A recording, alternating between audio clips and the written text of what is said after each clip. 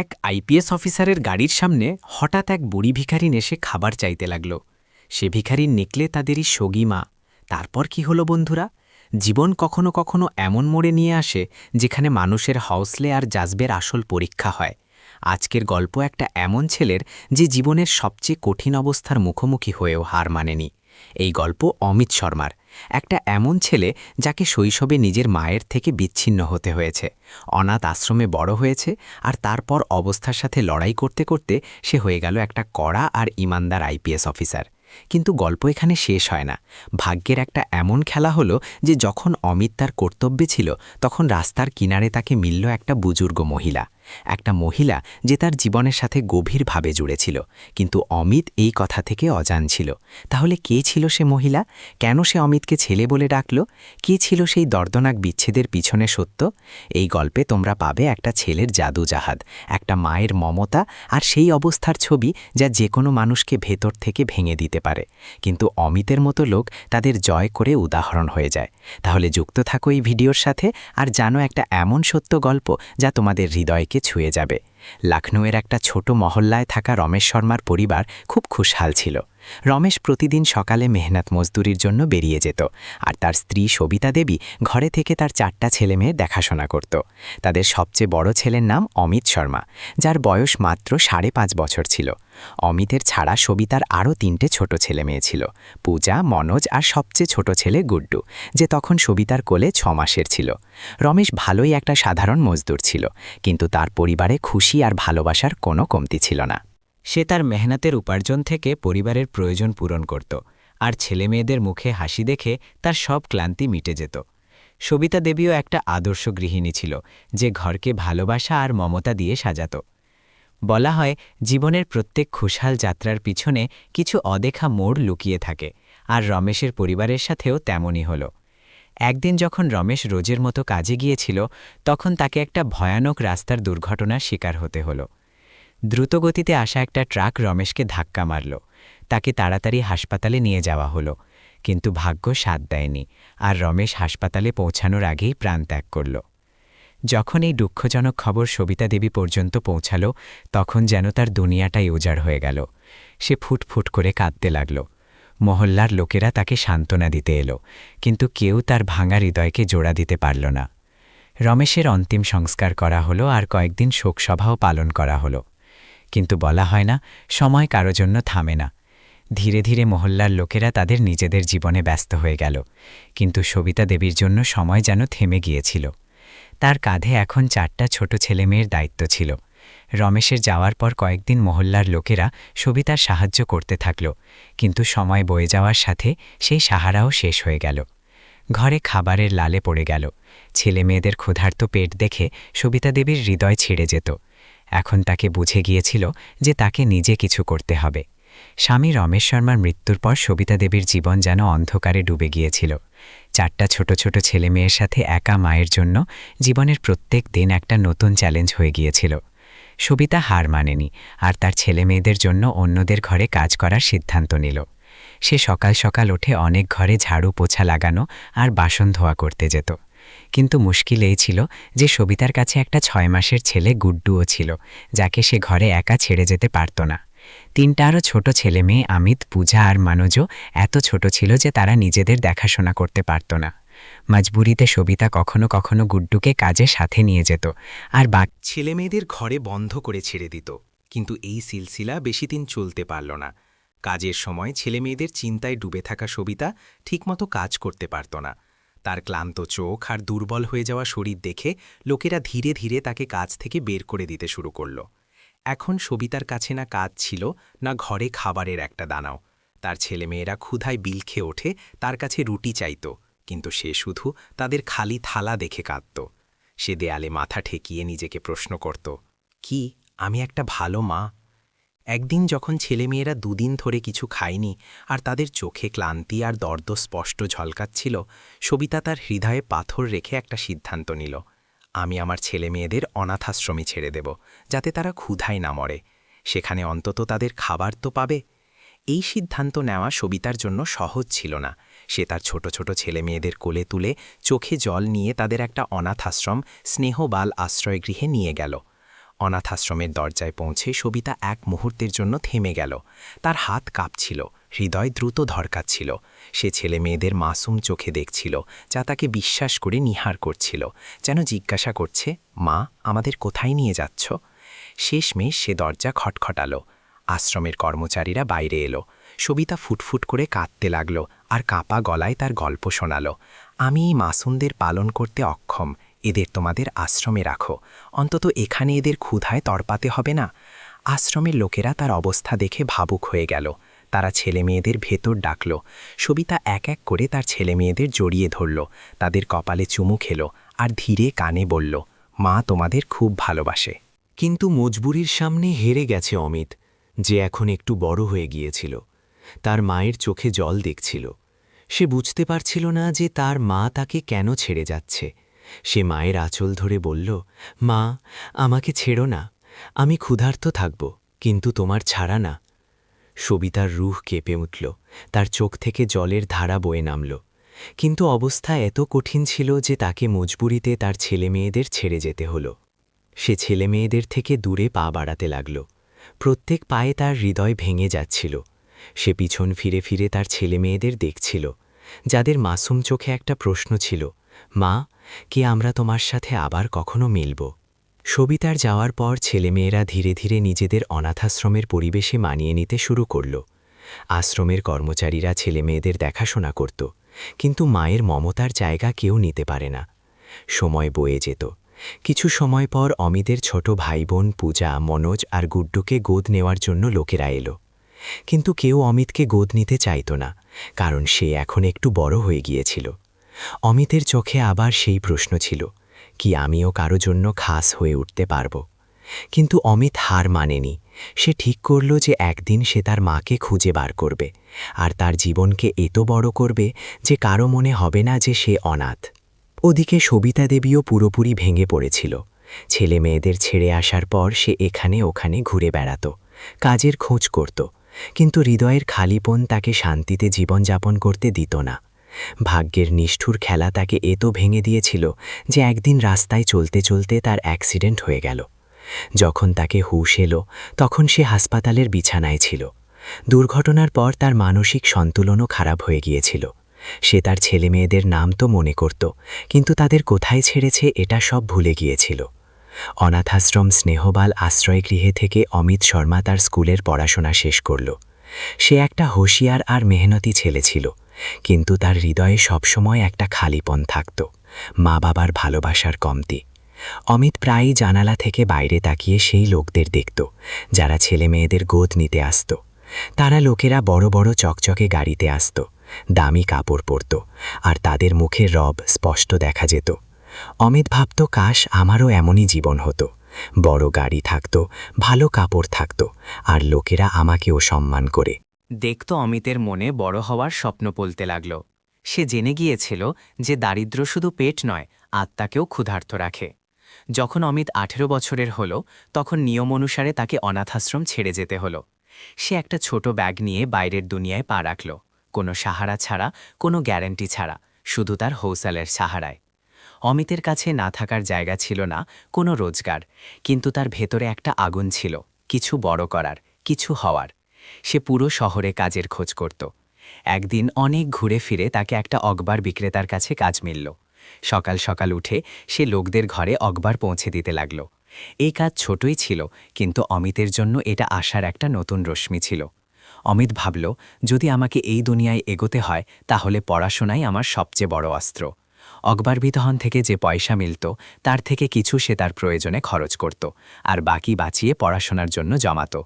দিনে পড়াশোনা, সকাল সকাল অখবার বিতরণ, আর রাতে ক্লান্ত হয়ে ফুটপাতে ঘুমানো, এটা অমিতের দৈনন্দিন জীবন হয়ে গিয়েছিল।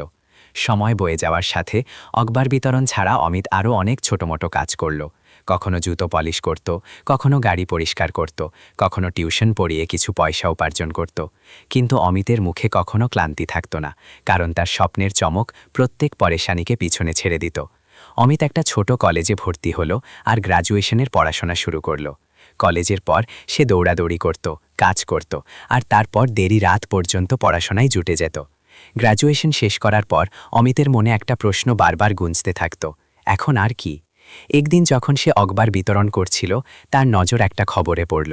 ইউপিএসএসসি পরীক্ষায় একটা গরিব কৃষকের ছেলে আইপিএস হয়েছে। অমিতের হৃদয় বিদ্যুৎ স্পর্শ হয়ে গেল। সে ভাবল যদি সে করতে পারে তাহলে আমি কেন না। ঠিক সেই দিন সে ঠিক করল যে এখন তার একটা স্বপ্ন আইপিএস হওয়া। অমিতের কাছে বই কেনার পয়সা ছিল না। সে পাবলিক লাইব্রেরিতে গিয়ে ঘণ্টার পর ঘণ্টা পড়াশোনা করত। যেখানে অন্যদের কাছে গাইডেন্স আর কোচিং ছিল, অমিতের কাছে শুধু আত্মবিশ্বাস আর হৌসলা ছিল। সে দিনে কাজ করত, রাতে পড়াশোনা করত। খালি সময়ে ছেলেমেয়েদের টিউশন পড়িয়ে পয়সা উপার্জন করত।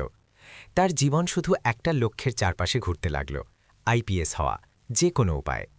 অনেক বছরের মেহনত, ক্ষুধা, ঘুমের কুরবানি আর অগণিত জলের পর শেষমেশ সেই দিন এলো যখন অমিত ইউপিএসএসসি ফর্ম ভরল। পরীক্ষার দিন তার কাছে না ভালো কাপড় ছিল, না দামি ঘড়ি, শুধু একটা পুরনো ব্যাগ যাতে তার স্বপ্নবন্দী ছিল। মেহনত কখনো বেকার যায় না, আর অমিতের মেহনত ফল দিল। সে প্রথম প্রচেষ্টাতেই ইউপিএসসি পরীক্ষায় সফল হল। যখন রেজাল্ট এলো তখন অমিত ফুটফুট করে কাঁদল।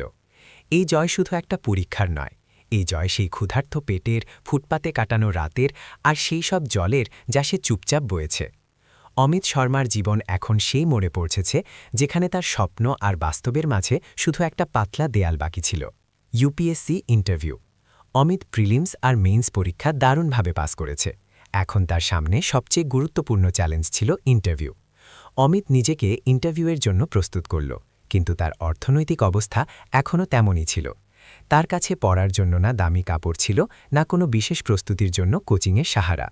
সে সেই পুরনো প্রেস করা সাদা শার্ট আর একটা সাধারণ প্যান্ট পরল। জুতোও সেই যা সে কাজের সময় পরত, শুধু একটু পলিশ করে দিয়েছিল। অমিতের জন্য এটা শুধু একটা ইন্টারভিউ নয়, এটা তার মেহনত, সংগ্রাম আর স্বপ্নের আসল পরীক্ষা ছিল। ইন্টারভিউয়ের দিন অমিত নার্ভাস তো ছিল, কিন্তু তার মুখে একটা আলাদা আত্মবিশ্বাস ঝলকাচ্ছিল। যেই তার নাম ডাকা হলো, সে ধীরে পায়ে ইন্টারভিউ হলে ঢুকল। সেখানে একটা বড় টেবিলের চারপাশে ইন্টারভিউ নেওয়া লোকেরা বসেছিল, যাদের মুখে গম্ভীরতা স্পষ্ট দেখা যাচ্ছিল। তারা অমিতকে বসতে বলল। একটা ইন্টারভিউ নেওয়া লোক অমিতের সাধারণ পোশাককে গভীর করে দেখল আর জিজ্ঞাসা করল, তোমার কাপড় দেখে মনে হয় যে অনেক সংগ্রাম করেছ, কি তুমি তোমার সম্পর্কে কিছু বলতে পারো? অমিত গভীর শ্বাস নিল আর ধীরে কিন্তু দৃঢ়স্বরে বলল, স্যার, আমি অনাথ আশ্রমে বড় হয়েছি। আমার মা আমাকে সেখানে ছেড়ে গিয়েছিল কারণ সে আমার পালন পোষণের জন্য সক্ষম ছিল না। কিন্তু আমি কখনো হার মানিনি। আমি অখবার বিক্রি করেছি, জুতো পলিশ করেছি, গাড়ি পরিষ্কার করেছি, আর ছেলেমেয়েদের টিউশন পড়িয়ে আমার পড়াশোনা শেষ করেছি। আমার স্বপ্ন ছিল আইপিএস হওয়া, তাই আমি এখানে আছি। অমিতের কথা শুনে ইন্টারভিউ নেওয়া লোকদের মুখে অবাক আর সম্মানের ভাব এলো। তাদের মধ্যে একজন বলল, অমিত, তোমার গল্প খুব প্রেরণাদায়ক। যেখানে অনেক লোক প্রত্যেক সুবিধা থাকা সত্ত্বেও হার মেনে নেয়, সেখানে তুমি সংগ্রামকে তোমার শক্তি বানিয়েছ। এরপর অমিতের সাথে সাধারণ প্রশ্নোত্তর করা হলো। রাজনীতি, সমাজ, আইন আর প্রশাসনের সাথে জুড়ে প্রশ্ন। অমিত প্রত্যেক প্রশ্নের উত্তর আত্মবিশ্বাসের সাথে দিল। ইন্টারভিউ শেষ হয়ে যাওয়ার পর অমিতকে বাইরে পাঠিয়ে দেওয়া হলো। সে বাইরে এসে একটা গভীর শ্বাস নিল, যেন হৃদয়ের ভার হালকা করছে। অমিত আবার তার পুরনো দিনচর্যায় ফিরে এলো। কাজ করা, অখবার বিক্রি করা আর অধৈর্য হয়ে রেজাল্টের অপেক্ষা করা। যেদিন রেজাল্ট আসার ছিল, অমিত তার একটা পরিচিত শেঠজির গাড়ি পরিষ্কার করছিল।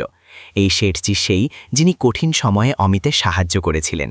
তিনি অনেকবার অমিতকে কোনো আশা ছাড়া পয়সা আর সাহারা দিয়েছিলেন। অমিত শেঠজিকে বলল, শেঠজি, আজ আমার রেজাল্ট আসার, যদি তোমার সময় মিলে তাহলে দেখো। শেঠজি অমিতের মেহনত আর সংগ্রামকে জানতেন, তাই তিনিও এই মুহূর্তের অধৈর্য অপেক্ষা করছিলেন। তিনি অমিতের বলার পর তার ফোনে বারবার রেজাল্ট চেক করতে শুরু করলেন। শেঠজি বাইরের সিঁড়িতে বসে গেলেন। তার হৃদয়ও অমিতের মতো ধড়কাচ্ছিল। প্রত্যেক কয়েক মিনিট পর তিনি ফোনের স্ক্রিন দেখে নিতেন আর আকাশের দিকে তাকে প্রার্থনা করতেন, হে ভগবান, এই ছেলে স্বপ্ন পূরণ করো। হঠাৎ শেঠজির মুখে একটা চমক এলো। তার চোখ খুশিতে ভরে গেল। দ্রুত উঠে দৌড়ে অমিতের কাছে পৌঁছালেন, যে তখনও গাড়ি পলিশ করছিল।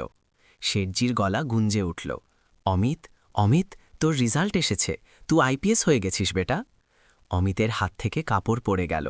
সে শেঠজির দিকে দৌড়ে এলো আর ফুটফুট করে কাঁদতে লাগল। এই জল দুঃখের নয়, বরং সেই বছরগুলোর মেহনত, সংগ্রাম আর স্বপ্নের জয়ের জল ছিল। অমিত শেঠজির পা ছুঁয়ে নিল, কিন্তু শেঠজি তাকে তাড়াতাড়ি তুলে বুকে জড়িয়ে নিল।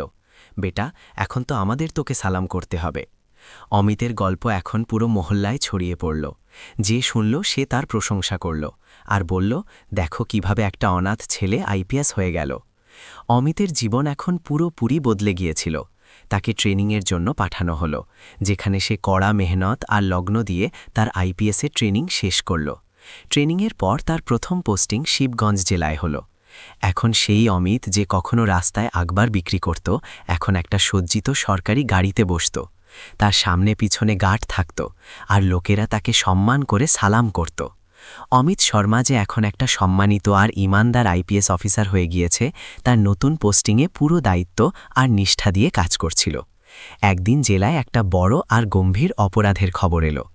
এই মামলা এত সংবেদনশীল ছিল যে অমিতকে তাড়াতাড়ি একটা ইমার্জেন্সি মিটিং ডাকতে হলো। অমিত জেলার সব পুলিশ থানার অফিসারদের মিটিংয়ের জন্য ডাকল। সে তার সরকারি গাড়িতে গার্ড আর ড্রাইভারের সাথে সোজা জেলা পুলিশ হেডকোয়ার্টারে পৌঁছাল। সেখানে সব অফিসার গম্ভীর মুদ্রায় অমিতের নির্দেশের অপেক্ষা করছিল। অমিত অপরাধের সাথে জুড়ে সব দিক নিয়ে বিস্তারে আলোচনা করল, প্রয়োজনীয় নির্দেশ দিল আর সবাইকে সতর্ক আর সচেতন থাকার আদেশ দিল। মিটিং শেষ হওয়ার পর সে তার গাড়িতে বসে ঘরে ফিরতে লাগল। রাস্তায় যেই গাড়ি সরস্বতী মার্গে পৌঁছাল, হঠাৎ একটা বুজুর্গ মহিলা লড়খড়িয়ে অমিতের গাড়ির সামনে এসে গেল। ড্রাইভার দ্রুত ব্রেক লাগাল, আর গাড়ি থামতেই গার্ড ফুর্তিতে বাইরে বেরোল। সেই মহিলাকে সরাতে এগিয়ে গেল, কিন্তু তখন অমিত গার্ডকে থামিয়ে বলল, রুকো, আমি নিজে দেখছি।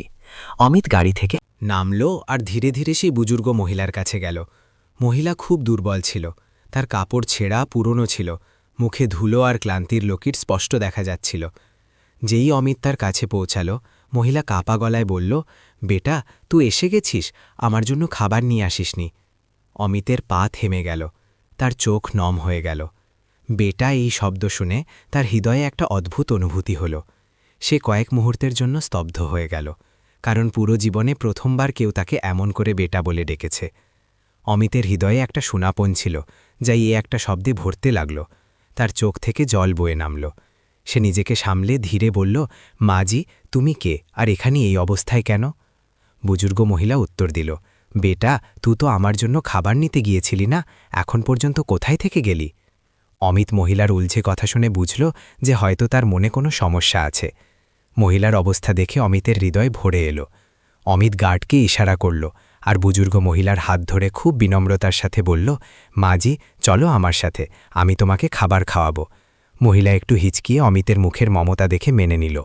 অমিত তাকে গাড়িতে বসালো, আর ড্রাইভারকে বলল, গাড়ি একটা ভালো হোটেলে নিয়ে চলো। হোটেলে পৌঁছে অমিত মহিলার জন্য গরম গরম খাবার মঙ্গিয়ে নিল। সে মহিলাকে বসিয়ে নিজের হাতে খাবার খাওয়ালো।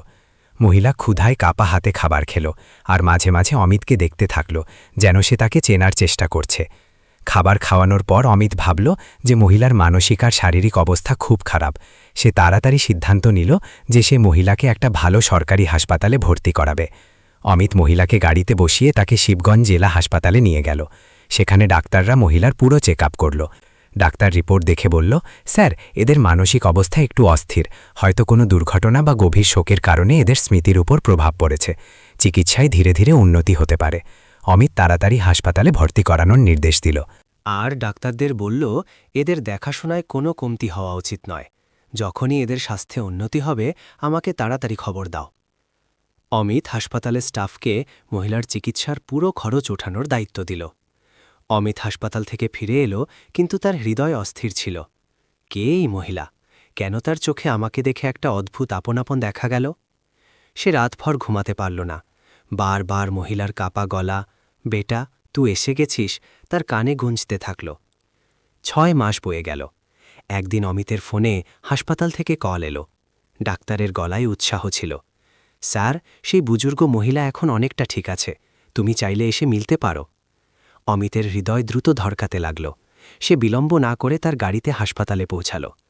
যখন অমিত শর্মা আইপিএস অফিসার সেই বুজুর্গ মহিলাকে হাসপাতাল থেকে ডিসচার্জ করিয়ে তার ঘরে নিয়ে এলো, তখন তার হৃদয়ে একটা অদ্ভুত শান্তি ছিল। ঘরের একটা ছোট ঘরে সে মহিলার জন্য একটা আরামদায়ক জায়গা প্রস্তুত করেছিল। সে বড় ভালোবাসায় বলল, মাজি, এখন থেকে তুমি এখানে আমার সাথে থাকবে, তোমাকে কোনো জিনিসের চিন্তা করার দরকার নেই। অমিতের এই কথা শুনে বুজুর্গ মহিলার চোখে জল ভরে এলো। সে অমিতকে টুকুর টুকুর করে দেখতে থাকল, আর ধীরে ধীরে কাপা গলায় জিজ্ঞাসা করল, বেটা, তুকে, তুই কেন আমাকে তোর সাথে রাখছিস? অমিত হালকা হাসির সাথে উত্তর দিল, মাজি, তুমি আমাকে রাস্তায় মিলেছিলে, সেই দিন তুমি আমাকে বেটা বলে ডেকেছিলে। সেই একটা শব্দ আমার হৃদয়কে ছুঁয়ে গিয়েছিল। সেই মুহূর্তে আমি ঠিক করেছিলাম যে এখন থেকে তুমি আমার মা হয়ে আমার সাথে থাকবে। আর তো এই দুনিয়ায় আমার কেউ নেই, আমি অনাথ, আর অনাথ আশ্রমে বড় হয়েছি। যেই অমিত অনাথ আশ্রমের নাম নিল, বুজুর্গ মহিলা হঠাৎ সিসকিয়ে উঠল।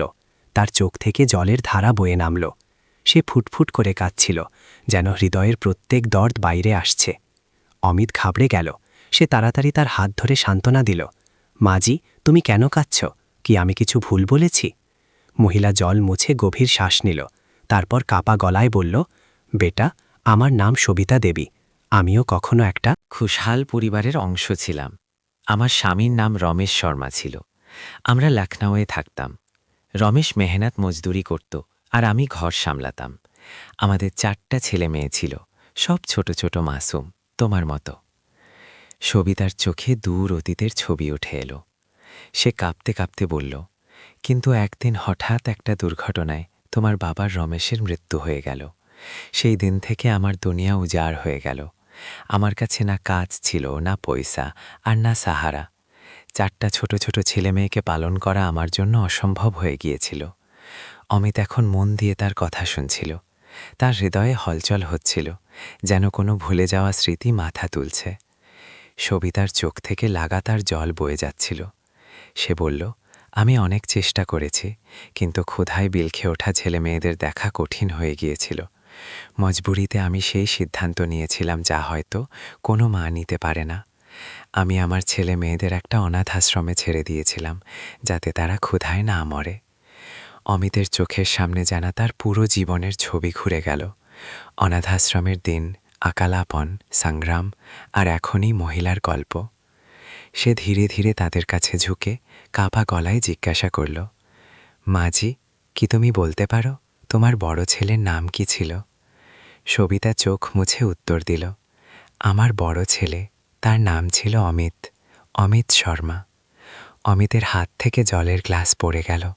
তার চোখে জল এলো। সে এক মুহূর্তের জন্য শ্বাসও নিতে পারল না। তারপর কাঁপতে কাঁপতে এগিয়ে গেল, সবিতাকে গলায় জড়িয়ে নিল, আর ফুটফুট করে কাঁদতে কাঁদতে বলল, মা, আমিই তো তোমার অমিত। সবিতা কয়েক মুহূর্তের জন্য স্তব্ধ হয়ে গেল। তাকে বিশ্বাসই হলো না যে এই দ্রুততর আইপিএস অফিসার তার নিজের ছেলে। সে অমিতের মুখকে তার কাঁপা হাতে স্পর্শ করতে লাগল, যেন বছরের পর বছরের স্বপ্ন বাস্তব হয়ে গেছে। তারপর সে জোরে জোরে কাঁদল, বেটা অমিত, আমার অমিত, আমি তোকে ছেড়ে দিয়েছিলাম, মাফ কর বেটা, মাফ কর। অমিতও কাঁদছিল। সে তার মাকে আরও কষ্ট করে গলায় জড়িয়ে নিল। মা, এতে মাফির কোনো কথা নেই। তুমি মজবুর ছিলে, আর আজ ভাগ্য আমাদের আবার মিলিয়ে দিয়েছে। অনেকক্ষণ কাঁদার পর যখন দুজনেই একটু শান্ত হল, অমিত তার মাকে ধীরে ধীরে জিজ্ঞাসা করল, মা, কিন্তু তুমি আমাদের ছেড়ে যাওয়ার পর কখনো ফিরে এলে না কেন? কখনো আমাদের স্মরণ করলে না? সবিতা গভীর শ্বাস নিয়ে বলল, বেটা, যখন আমি তোদের অনাথাশ্রমে ছেড়ে ঘরে ফিরছিলাম, তখনই একটা ভয়ানক রাস্তার দুর্ঘটনা হলো। আমার মাথায় গভীর আঘাত লাগল, আর যখন হুঁশ এলো তখন আমি হাসপাতালে ছিলাম, কিন্তু আমার স্মৃতি চলে গিয়েছিল। আমি কিছুই মনে রাখতে পারিনি, না তোমার মুখ, না তোমার নাম, না সেই দিন যখন আমি তোদের হারিয়েছিলাম। অমিত এখন সব বুঝে গিয়েছিল। তার মা ইচ্ছাকৃতভাবে ছেড়ে যায়নি, সে মজবুরি আর দুর্ঘটনার শিকার হয়ে গিয়েছিল। অমিত মাকে গলায় জড়িয়ে বলল, এখন সব ঠিক আছে মা, আমি তোমাকে কোথাও যেতে দেব না, আমরা একসাথে থাকব। সবিতার চোখে এখন জল নয়, বরং সুকুন ছিল। সে আবার মা হয়ে গিয়েছিল। কয়েকদিন পর সবিতা অমিতকে বলল, বেটা, তোর ভাইবোনও থাকবে কি? তো তাদের খুঁজে পাবি? অমিত মায়ের হাত ধরে বলল, মা, যদি ভাগ্য আমাকে তোমার সাথে মিলিয়ে দিয়েছে, তাহলে আমি আমার ভাইবোনদেরও নিশ্চয়ই খুঁজে বার করব। অমিত তার আইপিএস অধিকারের ব্যবহার করে পুরনো অনাথাশ্রমের রেকর্ড খোয়ালো, আর তার ভাইবোনদের খোঁজ শুরু করল। শেষমেশ তাকে সেই পরিবারদের ঠিকানা মিলল যারা তার ছোট ভাইবোনদের গোদ নিয়েছিল। অমিত সময় নষ্ট না করে সেই ঠিকানায় পৌঁছাল। সে দেখল যে তার 3টা ভাইবোন এখন আলাদা আলাদা পরিবারে বড় হচ্ছে, কিন্তু তাদের জীবন খুব খুশহাল। পূজা একটা ভালো স্কুলে পড়ছে, যেখানে তাকে পুরো ভালোবাসা আর সমর্থন মিলছে। মনোজ একটা সফল ইঞ্জিনিয়ার হয়ে গিয়েছে আর তার নতুন মা বাবার সাথে খুশহাল জীবন কাটাচ্ছে। গুড্ডু যে তখন একটা ছোট ছেলে ছিল, এখন কলেজের হোশিয়ার ছাত্র হয়ে গিয়েছে আর তার নতুন পরিবারে খুব খুশি। অমিত দূর থেকে তাদের দেখল, তাদের মুখে হাসি দেখে তার হৃদয়ে একটা সুকুন মিলল। ঘরে ফিরে অমিত তার মা সবিতাকে বলল, মা, আমি আমার ভাই বোনদের খুঁজে পেয়েছি। তারা সবাই তাদের নতুন জীবনে খুব খুশি। তাদের নতুন মা বাবা তাদের ভালো করে পালন করেছে আর তারা এখন কোনো কমতি ছাড়া জীবন কাটাচ্ছে। সবিতার চোখ ভরে এলো, কিন্তু অমিত আরও বলল, মা, আমি চাই না যে আমরা তাদের জীবনে দখল দেই। তারা খুশি আর তাদের এখন আলাদা। আমাদের তাদের খুশির সাথে ছেড়ে দিতে হবে। আমরা দুজনে একে অপরের সাথে খুশি থাকতে পারি। সবিতা ছেলের কথা বুঝল আর ভারী হৃদয়ে হ্যাঁ বলল, ঠিক আছে বেটা, যদি তুই এমন চাস তাহলে আমিও খুশি। সময় বয়ে যেত। অমিত আর সবিতা এখন একে অপরের সাথে সুকুন ভরা জীবন কাটাচ্ছে। কিন্তু একদিন সবিতা অমিতকে বলল, বেটা, এখন তো যুবক হয়ে গেছিস, তোকে বিয়ে করতে হবে। যখন ঘরে বউ আসবে তাহলে আমার মনও লাগবে। অমিত তার মায়ের কথা সঠিক মনে হলো। সে মায়ের ইচ্ছার সম্মান করে বিয়ে করার জন্য হ্যাঁ বলল। কয়েকদিনে অমিতকে একটা সরল, সংস্কারী আর বুঝতার মেয়ে মিলল, যার নাম ছিল নেহা। অমিত নেহার সাথে দেখা করে তাকে তার মায়ের সাথে মিলিয়ে দিল। সবিতা দেবী নেহাকে দেখল আর অমিতকে বলল, বেটা, এই মেয়ে খুবই ভালো। আমার পুরো আশা আছে যে এটা আমাদের পরিবারে খুশি নিয়ে আসবে। অমিত আর নেহার বিয়ে ধুমধাম করে হলো। বিয়ের পর তাদের ঘর ভালোবাসা আর খুশিতে ভরে গেল। অমিত যখন ডিউটিতে থাকত তখন নেহা আর সবিতা দেবী ঘরে একে অপরের সাথী হতো। ধীরে ধীরে সবিতা দেবী আর নেহার মাঝে মা মেয়ের মতো গভীর সম্পর্ক গড়ে উঠল। নেহা সবিতার খুব খেয়াল রাখত, যেন সে তার সগীমা। অমিত যখনই ঘরে আসত তাহলে তাকে দেখে দুজনের মুখ উজ্জ্বল হয়ে উঠত। তাদের ছোট পরিবার এখন পুরোপুরি খুশিতে ভরা ছিল। অমিতের গল্প শুধু একটা মানুষের সাফল্যের গল্প নয়, বরং এটা সংগ্রাম, মেহনত আর দৃঢ় নিশ্চয়ের একটা উদাহরণ। সে কখনো হার মানেনি, চাই অবস্থা যত কঠিন হোক। অনাথ আশ্রমে বড় হয়েছে, জুতো পলিশ করেছে, গাড়ি পরিষ্কার করেছে, টিউশন পড়ায়ছে, কিন্তু কখনো তার স্বপ্নকে ভাঙতে দেয়নি। আর সবচেয়ে বড় কথা, সে তার হৃদয়ে সবসময় মানবতার জন্য জায়গা রেখেছে। এই গল্প আমাদের শেখায় যে জীবনে চাই যত মুশকিল আসুক, যদি হৌসলা মজবুত হয় তাহলে প্রত্যেক মঞ্জিল পাওয়া যায়। অনেক লোক অভিযোগ করে যে তাদের কাছে সাধন নেই, সুযোগ নেই বা অবস্থা তাদের বিরুদ্ধে, কিন্তু অমিতের গল্প দেখায় যে আসল সাফল্য বাইরের জিনিস থেকে নয়, বরং তোমার ভেতরের হৌসলা আর মেহনত থেকে মিলে। তাহলে বন্ধুরা, তোমাদের অমিত শর্মার এই প্রেরণাদায়ক গল্প কেমন লাগলো? কি তোমরা এই গল্প থেকে কিছু শিখলে? তোমাদের হৃদয়কে কোন অংশ সবচেয়ে বেশি ছুঁয়েছে? যদি তোমাদের এই গল্প ভালো লেগে থাকে তাহলে ভিডিওকে লাইক করো, চ্যানেলকে সাবস্ক্রাইব করো আর এটাকে তোমাদের বন্ধুদের সাথে শেয়ার করো, যাতে আরও লোকেরা এই গল্প থেকে প্রেরণা নিতে পারে। মিলব পরের ভিডিওতে একটা নতুন গল্পের সাথে। ততক্ষণের জন্য ধন্যবাদ।